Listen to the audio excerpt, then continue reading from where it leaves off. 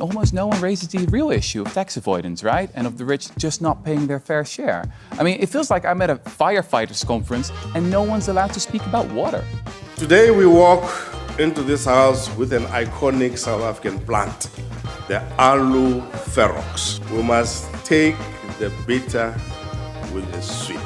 It is a matter that is under consideration, and all I would say is that watch this space. Welcome to this week's episode of the SA Money Report.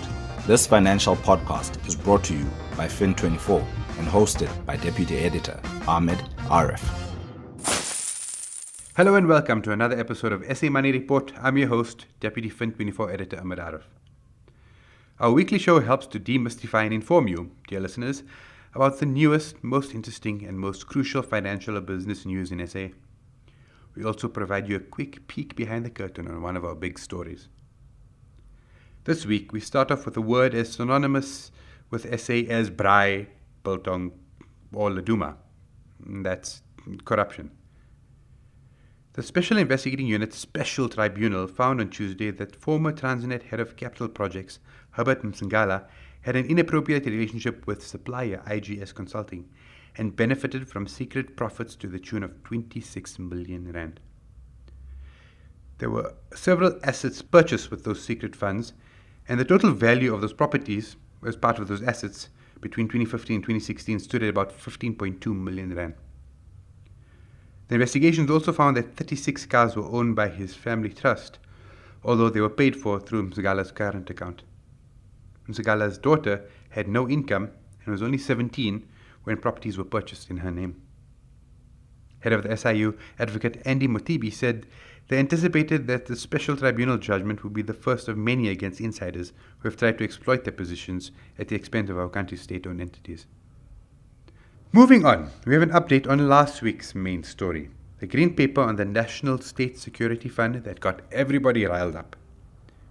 On Tuesday, Minister of Social Development Lindiwe Zulu withdrew her department's green paper on comprehensive social security and retirement reform. No reason was given, but this followed an outcry after the paper proposed that all South African earners pay up to 12% of their income into a new government-managed investment fund. This fund would provide retirement, disability benefits, and unemployment benefits to all South Africans.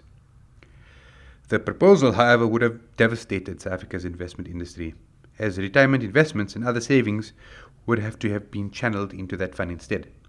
Alexander Forbes, South Africa's biggest pension funds administrator, calculated that it would lose 60% of its members if the paper became policy. Lastly, our main story of the week is about going nuclear. Nuclear.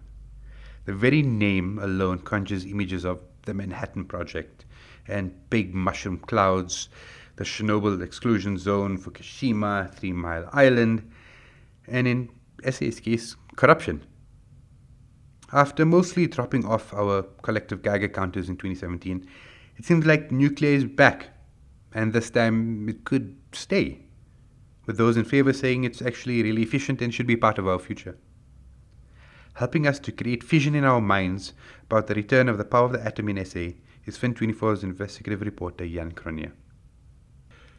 So, Jan, when you say nuclear in South Africa, the first thing it usually conjures up, at least for me, is former President Jacob Zuma wearing a warm, woolly Russian Ushanka hat on his head while he's talking to that country's nuclear company, Rosatom. Can you take us through our recent history with nuclear and why it strikes fear into people's hearts that goes beyond something like the Chernobyl disaster? Hi, Ahmed. Yes, well, South Africa's bid to add more nuclear power to our energy mix actually stretches back to the 1980s, when there were debates about building a second nuclear power plant after Koeberg came online, I think in about 1984-85.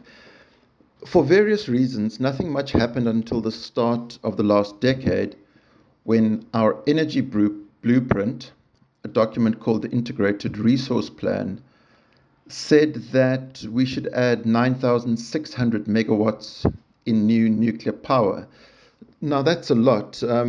It's about equivalent to 5 new Koeberg power stations.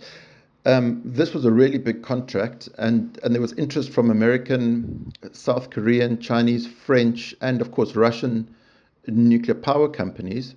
Now, a number of agreements and memorandums were signed, and things seem to be moving forward. Your reference to Zuma in the Russian hat refers to this time. Rosatom was seen as the likely winner of the contract, although nothing was absolutely official as far as the media knew, until 2017, when quite abruptly a court ruling scuppered the whole thing. Now, it's unclear what this would have cost, but estimates range from about 500 billion to well over R1 trillion. The court ruling essentially found that government's procurement process had been unlawful almost from the start, in part because there had been no public hearings.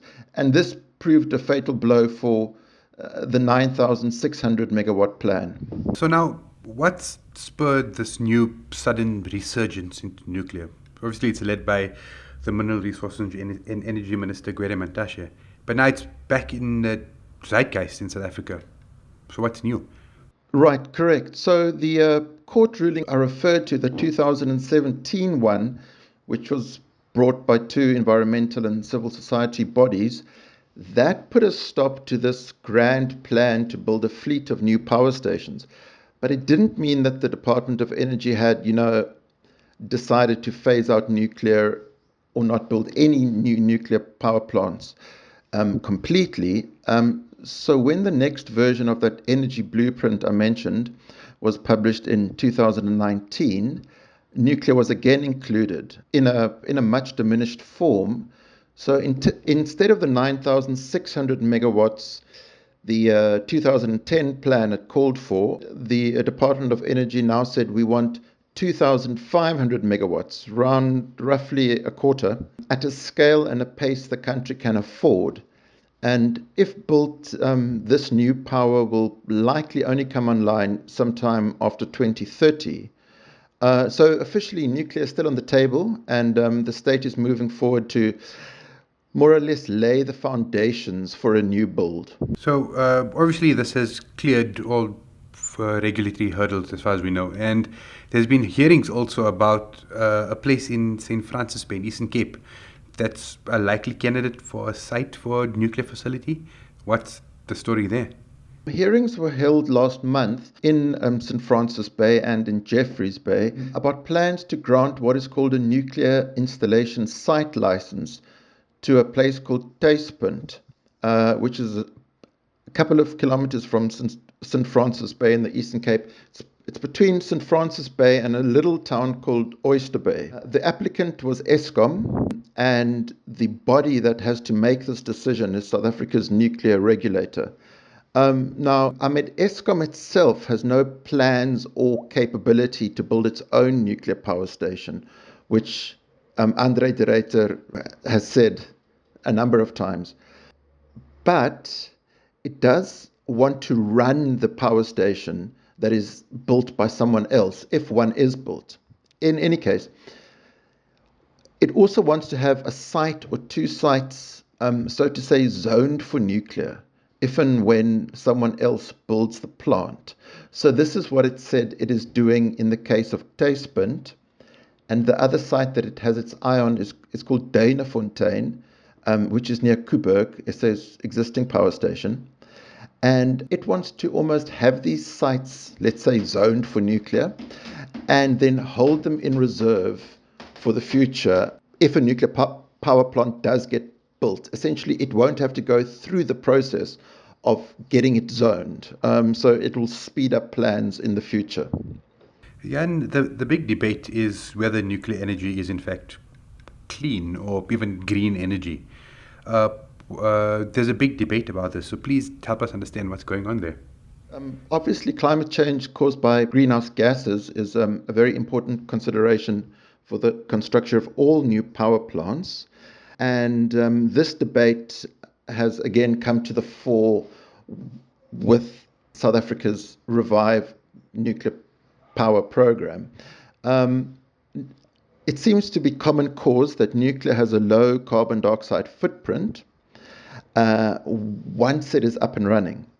But it does take a long time to build a nuclear power station, during which great amounts of concrete and other building materials are used.